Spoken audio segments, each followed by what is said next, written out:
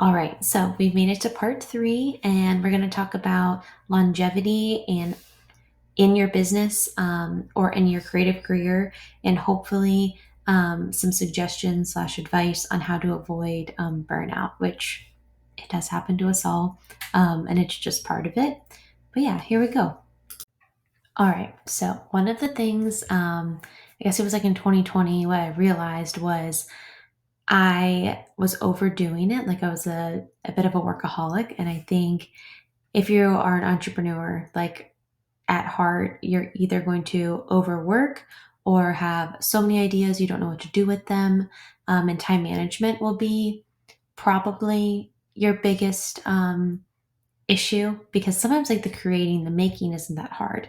It's staying on top of everything, organizing your projects, and then having great client like care and experience because there like for me for instance I'm a photographer. Well, there's like thousands of photographers out there, and I that's there's also enough work I think to go around for photographers, which is amazing. Half of the time I get an inquiry I'm actually booked on that date or not available, I have a list that I can send to that potential client as like recommendations. So I don't think there's like a shortage of work, but having good work and being remembered for that work, and it's more about that client experience. To me that's what matters a little bit more. Like you're good at what you do, okay, did that client like the whole thing, from start to finish.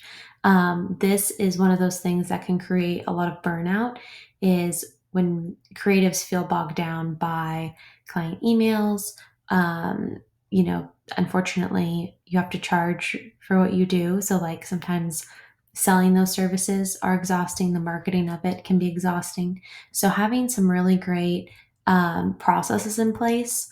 For instance, I use Honeybook. It's a CRM, project management site, and that all my inquiries get funneled through it. I can organize the projects, the contracts, the services. It's all within one platform. I have found that to be really helpful. And then when I first started, I would work like 14 to 16-hour days trying to get my website up, my branding, just all the moving parts that it takes to start a business. And I found myself just like exhausted. So I had a really great consult call with a marketing consultant early on, and she helped me create a schedule that worked well for my energy levels and what I could accomplish without like again overdoing it. So like on Mondays and Fridays for me are really great admin days, and then Tuesday, Wednesday, Thursday are open for shoots and editing. And then because I am a wedding photographer, I also occasionally, but maybe twice, two to three times a month, I'll have a wedding on the weekend. So I have to take that into account. So it doesn't feel like I'm working, 7 days a week. So I have a schedule that works well for me, and I do look at a calendar year. At the beginning of the year, I kind of sketch it out and know what my high, like like my packed months are going to be. Like I'm coming off of one, May and June. So far, I've been really busy, but then I have lulls in July, which is good because that's where I'm going to be able to like rest, um, kind of find some inspiration, dive deeper. That's when you have time to look at your business, like the analytics side, and see what worked versus what didn't. If I'm feeling burnt out creatively, I'll probably set up and schedule like a spec or trade shoot, so I can get that creative spark back. I might try out some new gear.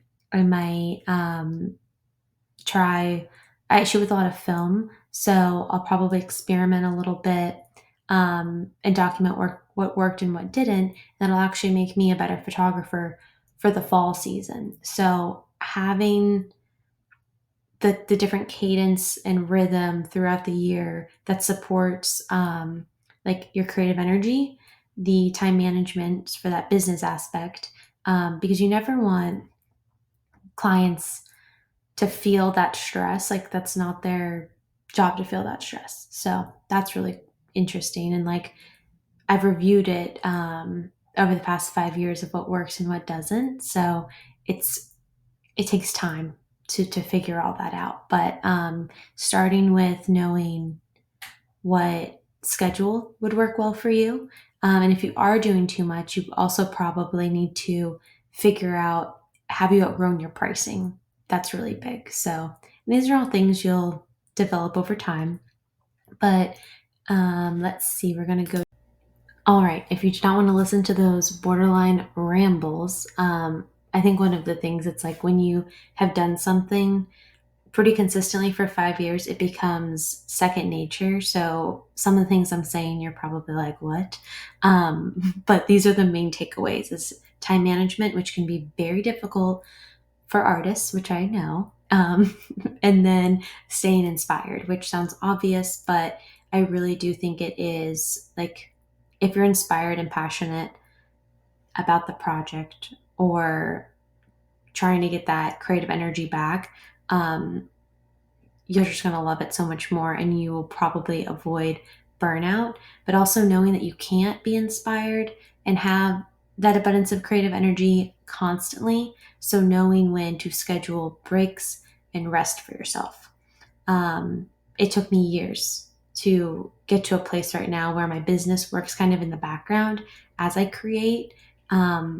But you do have to put in that heavy lifting at the beginning to make sure you have, the trial and error to know what works for you personally. And it just takes time. So the 3 to 5 year mark is where you're really going to feel like things are going smoothly.